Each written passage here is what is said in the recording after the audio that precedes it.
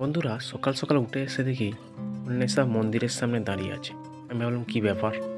তারপর দেখি ঠাকুরকে যে সেবা দেওয়া হয়েছিল দুটো থালায় দেওয়া হয়েছিল, কিন্তু একটা থালার মধ্যে প্রসাদ নেই। প্রসাদটা অন্বেষা খেয়ে নিয়েছে। দেখো কেমন মুখ নাড়ছে। আর এই যে আমাদের মন্দিরটা একটু উল্টো সাইডে হয়ে গেছে। পরে আবার ভালো করে মন্দির করা হবে ঈশান কোণের দিকে। ঈশান কোণের দিকে বলতে আমাদের যে ভিটেটার ঈশান কোণের দিকে। থালা খালি হয়ে গেছে, আবার থালাটাকে নিয়ে এসে বাজি করছে। বন্ধুরা এ দেখো আমাদের দানিশ দিনেশে দুজনই মাঠকে এসেছিল। এই যে ছিঁচা হচ্ছে, মা বাবু দুজনে ছিঁচছে। হ্যালো বল বন্ধুকে, হ্যালো বল দাও। দানিশকে তোমাদেরকে হেলা বলতে বললাম, কিন্তু বললো না, কারণ সে এখন একটু রেগে আছে। আমাদের বাড়িতে নতুন একটা অতিথি আসছে। নতুন হ্যালো বন্ধুরা করে দাও। দানিশের বোন হয়েছে, এই বোনকেই দেখার জন্য সে বায়না করছে। ফোনে তার ছবি দেবে বলে, সেই জন্য।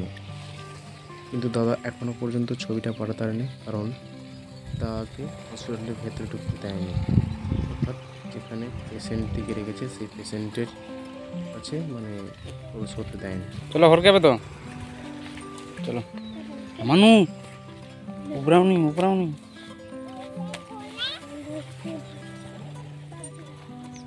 বন্ধুরা দানিশ দুজনেই সকাল থেকে মা বাবার সঙ্গে চলে আসছিল মাঠে। ওদের এখনো খাওয়া দাওয়া হয়নি, তাই আমি মাঠ থেকে চলে আসছি। কোনটা নেবে তুমি? ওদের কিছু খাওয়াতে হবে। তুমি বোতল নেবে? আর তুমি কোনটা নিয়ে যাবে? বোতল একজনকে নিয়ে যেতে হবে, তো একটা বোতল আছে।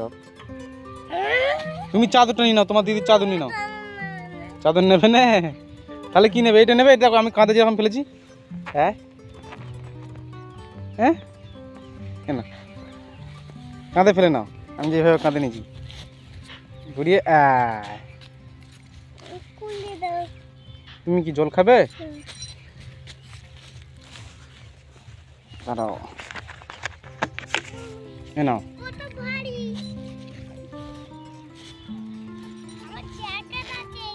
হুম,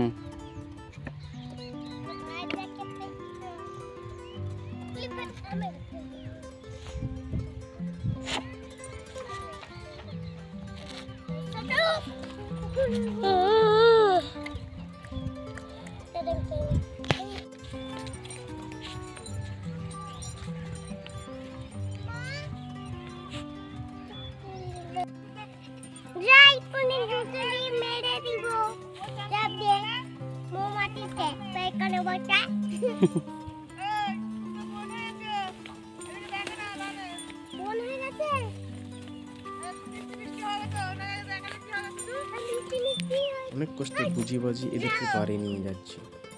দানিশ আবার মৌমাছিগুলোকে দেখে ভয় পাচ্ছে। দেখো মৌমাছিগুলো কিরকম সরষে ফুলের মতো। কি মানো মৌমাছি? চলো কামড়ে দেবে, পালাই চলো তুই বাবারে। চলো বন্ধুরা, ব্লগটি এখানেই শেষ করছি। ভিডিওটি যদি ভালো লাগে অবশ্যই লাইক করে এবং চ্যানেল নতুন হয় তাহলে চ্যানেলটিকে অবশ্যই সাবস্ক্রাইব করে নিও। আর যদি ফেসবুক থেকে দেখো তো ফলো করে দিও। চলো বন্ধুরা, বাই।